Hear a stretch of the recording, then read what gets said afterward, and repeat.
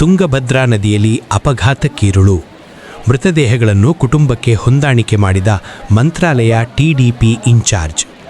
ರಾಯಚೂರು ಜಿಲ್ಲಾ ಮಾನ್ವಿ ತಾಲೂಕು ಕುರಿಡಿ ಗ್ರಾಮದ ನಿವಾಸಿಗಳು ನಿನ್ನೆ ಕೋಸಿಗಿ ಮಂಡಲದ ಕಂದುಕೂರು ಗ್ರಾಮದಲ್ಲಿ ನಡೆದ ವಿವಾಹಕ್ಕೆ ಬಂಧುಗಳಾಗಿ ಆಗಮಿಸಿದ್ದರು.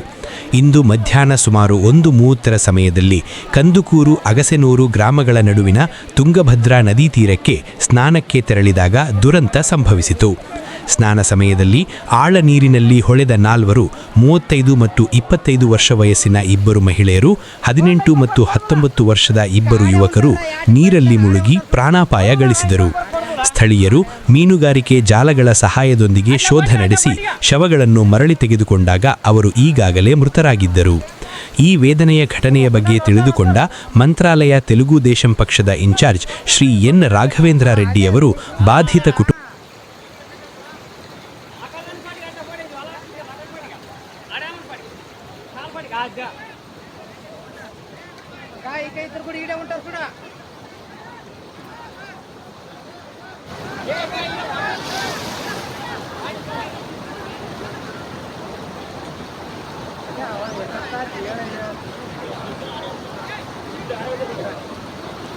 ఇద్దరు ఆడవాలే కదా.